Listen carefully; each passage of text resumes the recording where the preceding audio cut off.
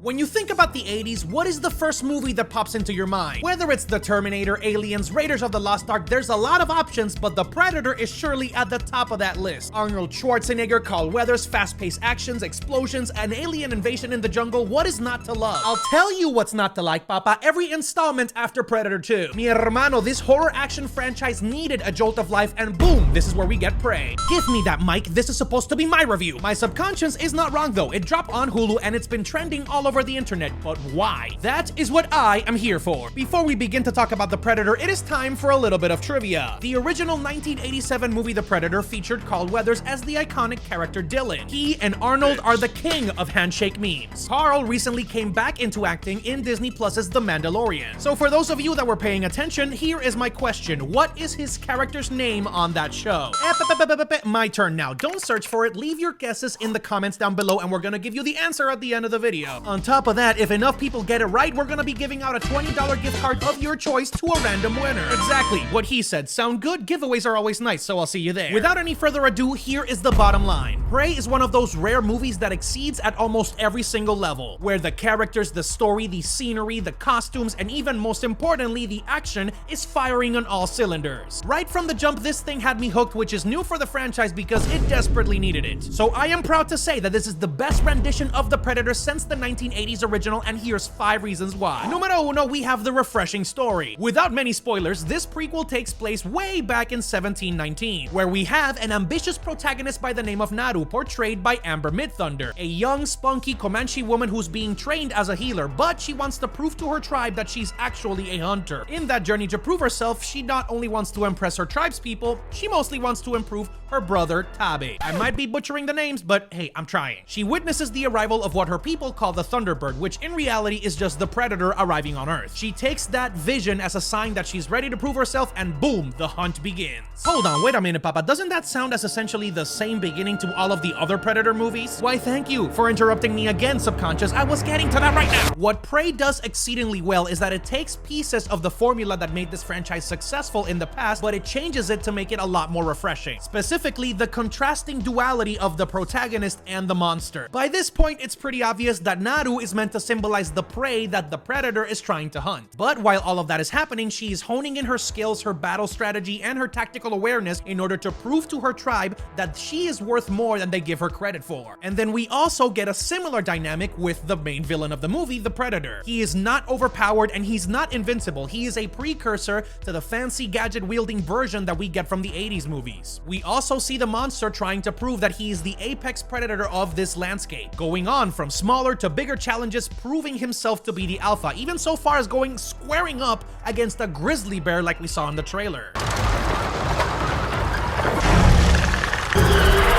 Honestly, you gotta admit, that was pretty banging. Yes, it was. To me, this was a perfect example of expert storytelling, because we are thrusted into a world where both the protagonist and the antagonist are acquiring strategy and sizing each other up, crescendoing to a big confrontation in the finale. The Predator obviously has the advantage when it comes to weaponry, but Naru has the advantage when it comes to understanding her surroundings and how they can affect the weaknesses of her opponent. It didn't feel like a campy retelling of the previous entries, and even the only verbal Easter egg that we get to the original makes total sense when it comes to the context of the story. Plus, you get a brother and sister story trying to come together to combat an immovable, unstoppable villain. It is peak fiction. With that said, it wouldn't be as good as it is without number 2, the cast. Prey is not only a critical success, it is making Hollywood history as the first major franchise blockbuster with a complete Native American cast. The director David Trachtenberg said it best when he said, "We are making an underdog story." Amber Midthunder as Naru, Dakota Beavers as Tabe, everybody's acting chops were on point the entire way through. Going beyond that, it wasn't just a publicity stunt for representation. Yes, the entire cast is Native American, but the film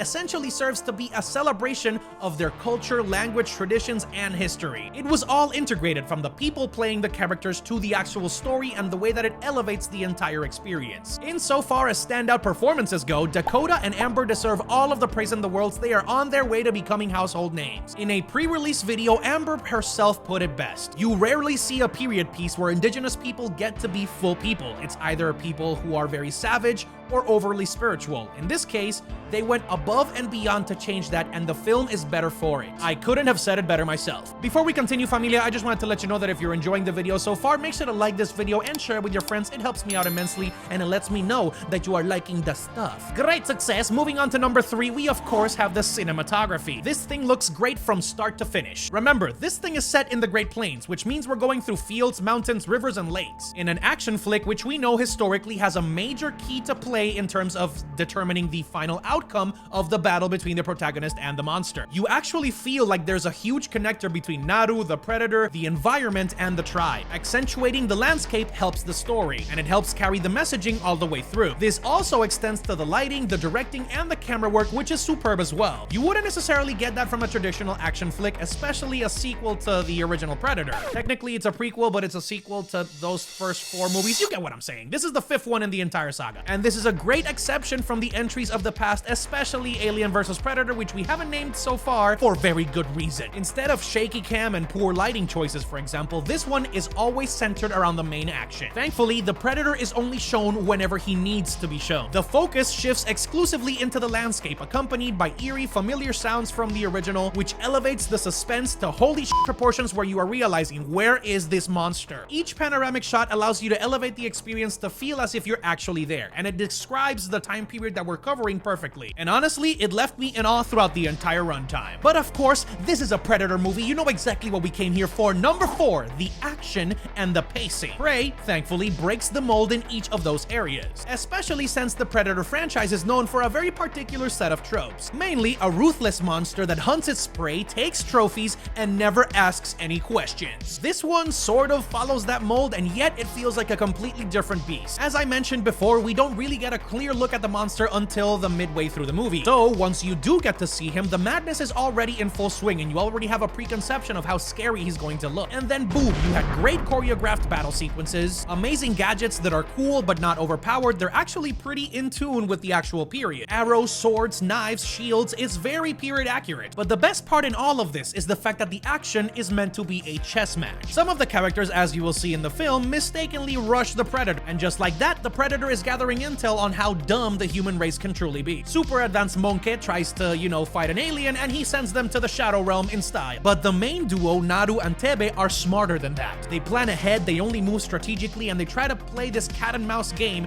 in order to truly outsmart their opponent, which thankfully culminates in a beautifully cinematic experience of a final battle that is worthy of a Kurosawa samurai soundtrack. It was bloody, gory, intense, visceral. From the training montages to the final battle, it was an absolute blast. And finally, on to number 5, the overall experience. I actually got to see this movie at the world premiere in Los Angeles, and getting the chance to see the producers, the actors, the director, and everybody else that helped put this amazing work of art into reality was amazing. But I truly believe that even if you weren't in that room, you could feel the passion that went through in making this film. It is not just a rehash of a beloved action franchise, it is something completely new. And even during the moments that we could be nitpicky and say that the pacing was a little bit off, then comes an action set piece that is able to segue us into the next scene seamlessly. Another key element that I forgot to talk about was the tone. It's not meant to be a comedy or a retelling of the original, it's meant to break and carve its own ground, and it does so exquisitely. With that said, I have talked enough. Should you take out 2 hours and watch this on Hulu? Hell yes. Frankly, I find it a little bit insulting that this thing wasn't released in theaters as well. You deserve to see this in full IMAX. As a huge fan of the original and the franchise as a whole, and it needed a huge jolt of life, I am proud that this thing actually came out. It was worth every single second that I was in that theater, and I gladly give it the Tropical Joe seal of approval when it comes to rewatchability. It also made me extremely hopeful for the future. Prey is the exact way in which you can reboot a franchise. Dan Trachtenberg and the rest of the crew could easily make this an anthology series, dropping the Predator into different time periods and seeing different sets of warriors try to prove themselves against the apex hunters in the galaxy. Even if you've been disappointed by the entries of the past, if you take the time to watch Prey, you will not be disappointed. And so, without further ado, I'm gonna give this one a solid... Oh boy, I have to be accurate because this thing is actually amazing and I loved it, and I don't want to be unbiased. I don't want to be biased, and I actually want to give you something of a solid review. I'm gonna give it a 9 out of 10. It is one of the best films of 2022, and I had a blast every single second that I was watching it. If a sequel to this prequel does happen, you can bet your bottom dollar I will be at the theater. But before we go, I wouldn't end it like that. I have to give you the answer to the trivia. trivia. The name of Carl Weathers' character in The Mandalorian is, of course, drumroll please,